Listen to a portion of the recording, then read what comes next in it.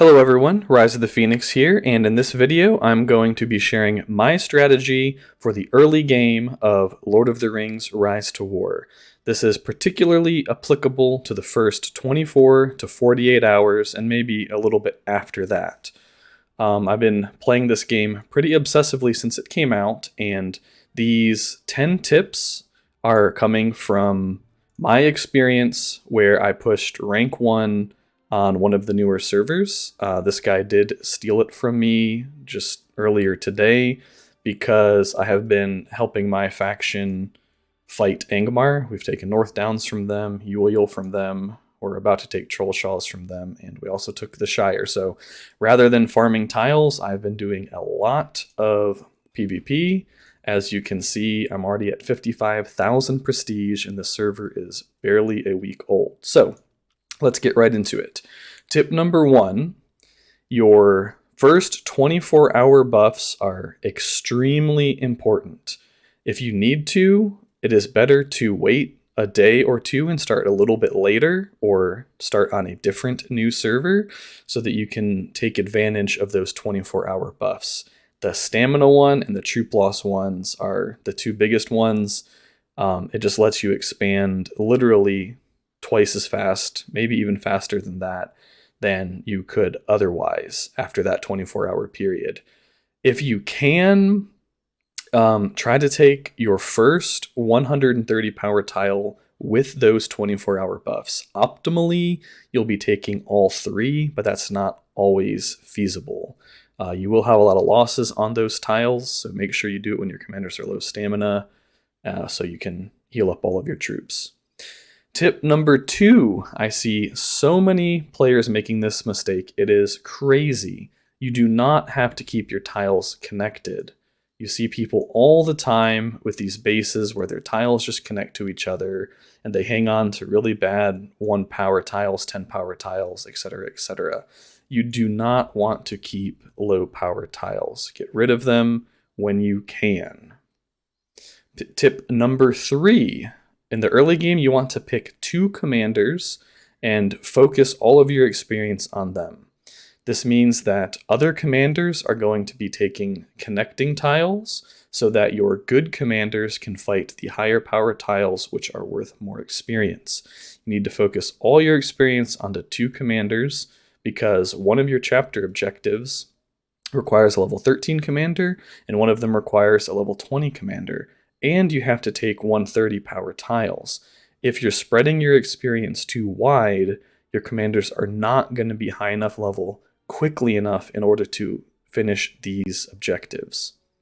Tip number 4, use other players, particularly inactive players, to your advantage and snipe tiles from them. Keep in mind, you can take tiles adjacent to fellowship members and faction members as if they were adjacent to your own tiles.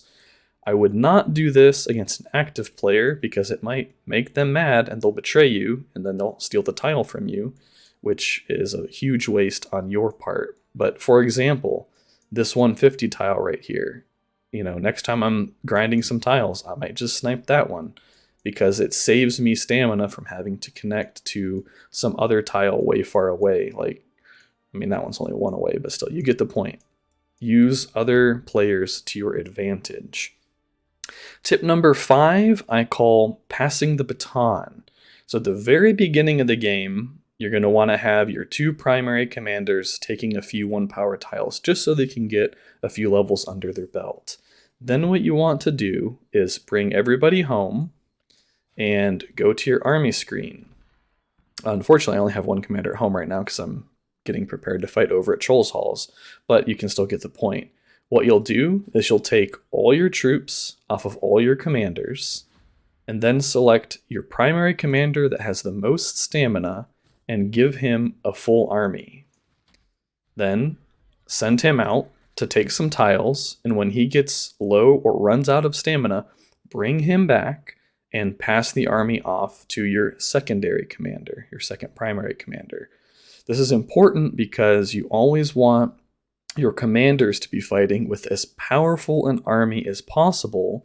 That way, they are taking the least amount of casualties that they can. So you always want to have as much of a numerical advantage over the tiles that you're fighting as possible to minimize casualties. Tip number 6, really focus on your chapter objectives. They give you resources, but more importantly, they give you land limit. And land limit is extremely important because it lets you take more tiles. More tiles equals more resources, equals more ring power. More ring power means you're hitting your level 10, 20, 30, etc. ring levels quicker, which again unlock more tiles. And it's like a feedback loop, a positive feedback loop. Tip number 7, you want to use your ring points wisely.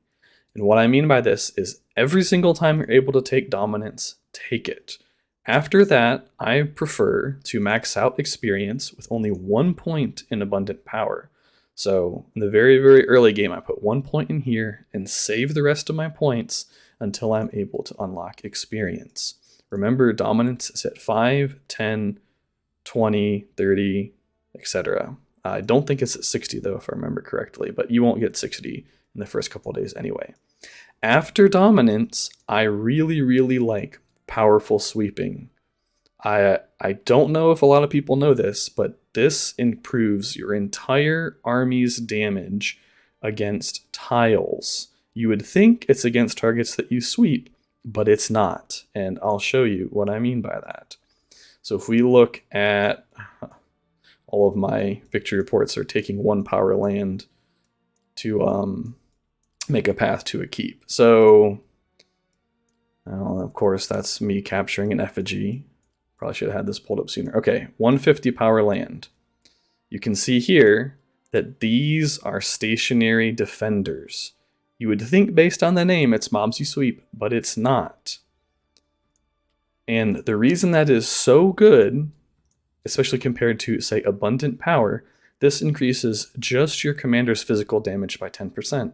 If you take powerful sweeping, it increases your commander's physical and focus damage by 10%, and your entire army's damage by 10%. It is strictly better than taking abundant power.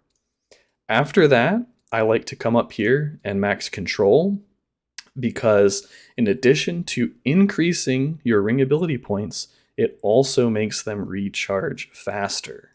Now, I took stamina because of doing a lot of fighting, and I think it is amazing to have 3 150 stamina commanders, because that means I'm getting an extra action and a half against people that don't have stamina. So for PvP, I like this. For expansion, it's not worth it. You can put your points elsewhere and respec into it whenever you get around to PvP. Do keep in mind, you can reset your ring for free once per day. All right. Tip number 8 is managing your speed boosts. The game gives you tons of speed boosts early on.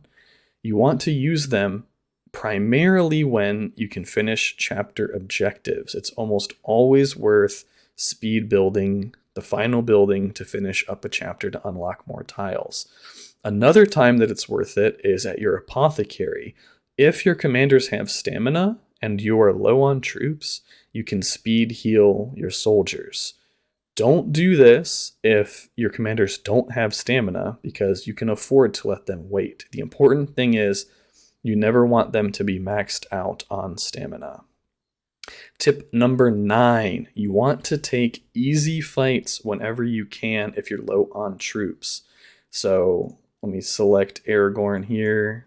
For example, if we looked at this 40 power land, this would be extremely easy for any of my main commanders. It would not be easy for Dwalin, so we would not want to do that. So you want to look for negligible or underwhelming fights if you're low on troops. Now, in the first 24 hours, because you have the casualty reduction, if you have plenty of troops in your barracks, it's okay to take even fights as long as you're slightly favored in those even fights. This is because you're taking 50% less casualties, which means if it results in a draw, you're almost always going to be favored to win that draw.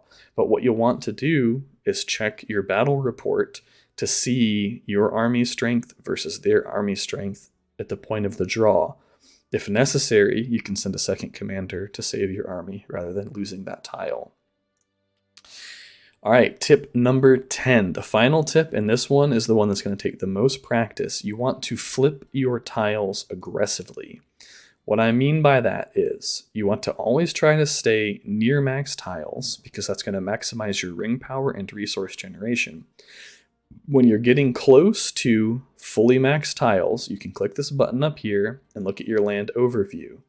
And we'll just bring these guys in the filter. And we can filter out the forts, we don't want to drop them.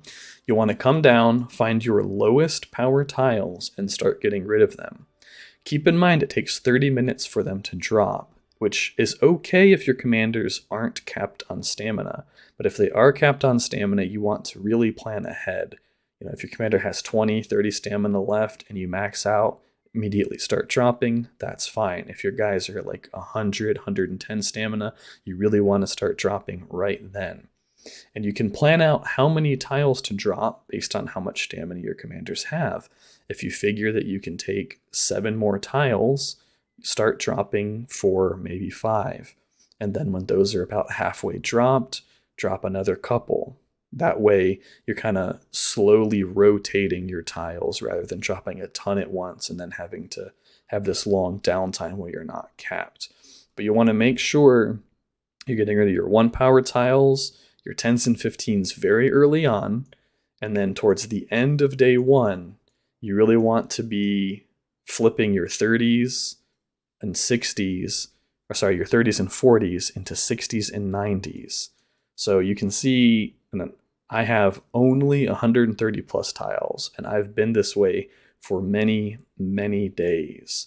It's really important because you can only have a certain amount of tiles, which means you want to maximize the value of each tile.